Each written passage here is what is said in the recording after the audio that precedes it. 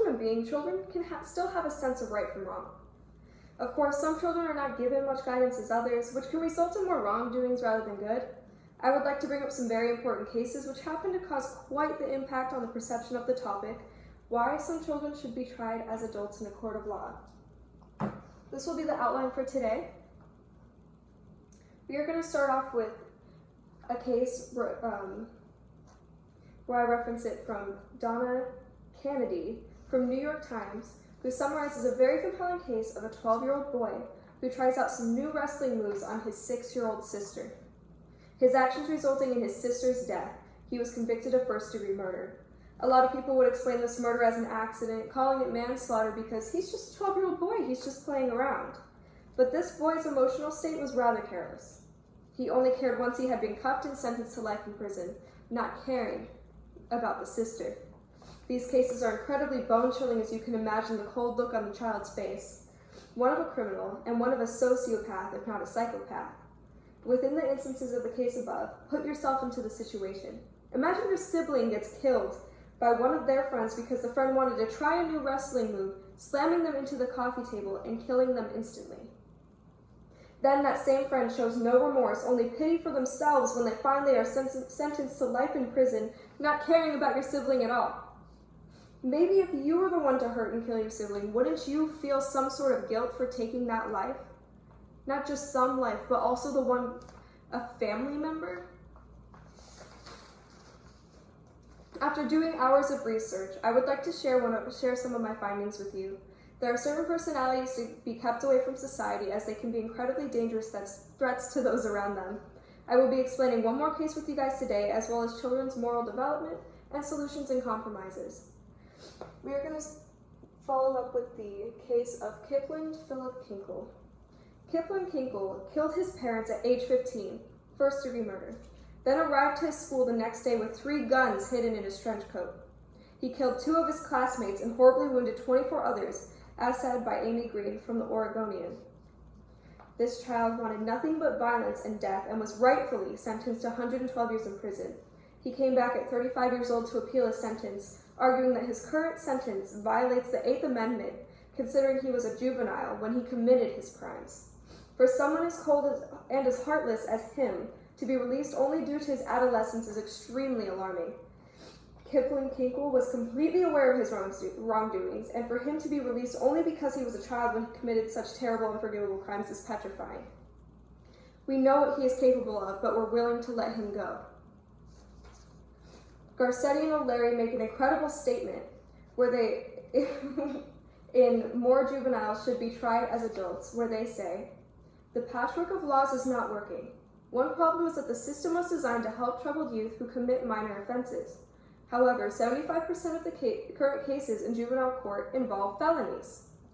This implies that the laws that protect juveniles from larger sentences were originally meant for minor offenses, not felonies or adult crimes. That is one large loophole within the system. While they are just children, they can be incredibly dangerous if proven to be." Going back to the Kinkle case, he was only 15 years old, but he murdered his parents, 2 classmates, and wounded 24 other classmates. There is no way to explain that other than him being a danger to society.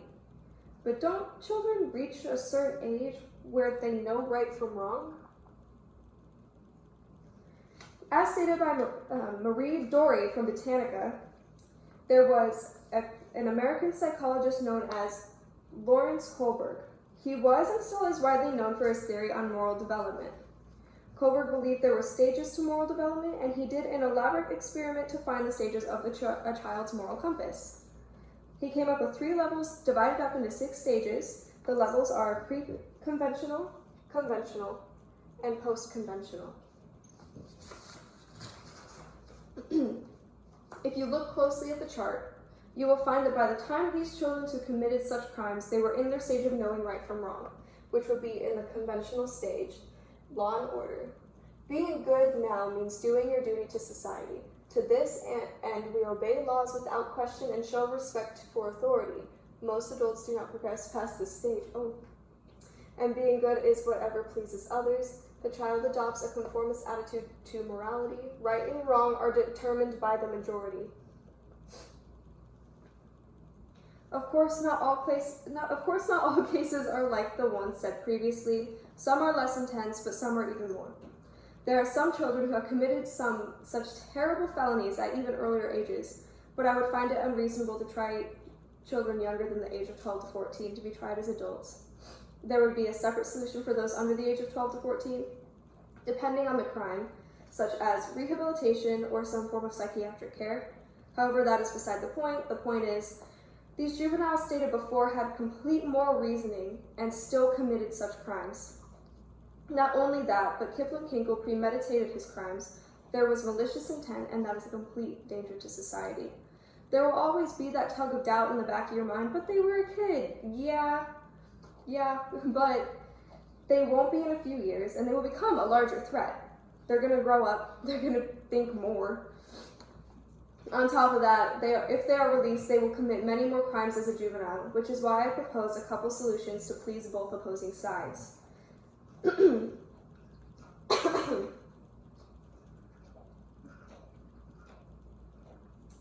sentence should obviously depend on the case, depend on the crime. First and foremost, the juvenile should be analyzed by a psychologist, and specifically one who specializes in forensics and human behavior. From there, the specialist can determine whether the child can be rehabilitated and helped, or if they will be a danger to society. At a certain age, they should be tried as an adult, depending on the charges. Excuse me. For example, if they are 16 and a half years old and have committed first-degree murder, they should go under psychiatric care to be analyzed and charged as an adult once they turn 17. The child would be a threat to society, so they would be monitored and then go under trial at a better age.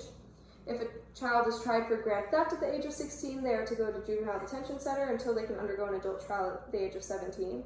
Analyze and observe to know whether or not they will commit the crime again. And from the jury's decision, the child can either be released or sentenced. If the child did not harm anyone, I do not really believe that they should be tried as an adult, because keep in mind there are other forms of punishment as well as house arrest or life with parole, whatever suits the crime best, as well as accounting for age and development. This works out for both parties, as a child is not sent straight to prison, excuse me, but they are punished for their actions. This also keeps them away from society. Depending on the issue, the child can get the help they need psychologically through a rehabilitation center, therapists, therapy, group therapy. They can talk with other, classmates. If they tend to fall under the psychopathic or sociopathic scales, they are most likely to be placed in the category of being tried as an adult, so they are not a threat or a danger to others. So although it may seem harsh, keep in mind the terrible actions these children have made. Think back to when you were the age of 12. Would you intentionally slam your younger sibling into a table and kill them with no remorse? At age 15, would you maliciously murder your parents or guardians and then follow that with the shooting of your fellow classmates? Now, hopefully, your answer is no, and you can understand why keeping these children out of trouble just for the sake of their age is unreasonable. Of course, there will still be other actions or solutions that take place depending on what the crime is, but I figure if someone is harmed in any sort of way, maliciously, then it should be classified under a larger sentence. And according to Kohlberg, they should have already developed a stable foundation of morality, and you wouldn't do that, right? So if you were 12, if you were 15, if you were 16, would you go and harm someone in that way? No. So why should they get away with it just because they're children? They know their right from wrong. You knew your right from wrong. Why did they get away with it?